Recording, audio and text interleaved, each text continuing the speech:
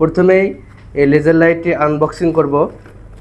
Unboxing করার পরেই দেখতে পারবো যে একটি ইউজার ম্যানুয়াল গাইড, এটি কিভাবে ইউজ করতে হয় তার একটি ইনস্ট্রুমেন্ট দেওয়া আছে। এটি দেখে দেখে আপনি ব্যবহার করতে পারেন।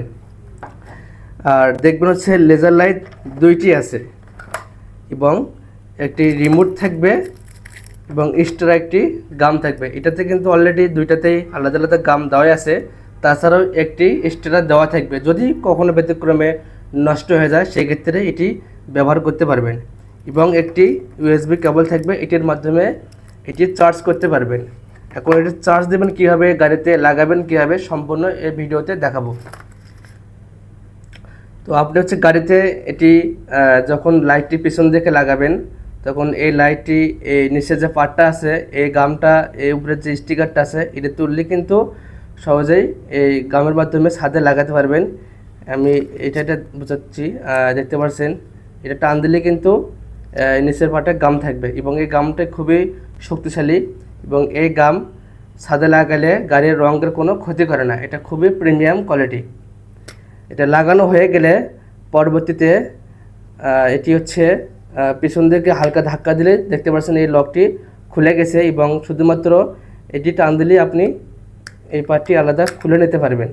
এবং এখানে দেখতে পারবেন যে টাইপ সি একটা পোর্ট আছে, এটার মাধ্যমে এটি চার্জ করে নিতে পারবেন। আর এটা কিন্তু একবার লাগালে এটা পার্মানেন্ট লাগানো থাকবে, শুধুমাত্র এটি আপনি টান দিয়ে খুলে নেবেন এবং চার্জ হয়ে গেলে আবার সেমভাবে এই লকের সাথে মিলিয়ে দিয়ে আবার সামনের দিকে ধাক্কা দেবেন, তাহলে কিন্তু সেট হয়ে যাবে। এরপরে এই লাইটটি যখন অন করবেন, অন করে নেওয়ার পরে আমি দেখে দিচ্ছি, এই লাইটটি প্রথমে অন করে নেবেন। আমি দুটোই অন করতেছি। অন যখন করে নেবেন, অন হয়ে গেলে এই দেখবেন হচ্ছে এখানে যে রিমোটটি আছে, রিমোটের ভেতরে কিন্তু একটা এখানে ব্যাটারিতে একটা প্রোটেক্ট দেওয়া আছে যাতে চার্জ না যায়। এটি কিন্তু খুলে নেব। খোলানোর পরে দেখতে পারবো যে রিমোট এখন কাজ করবে।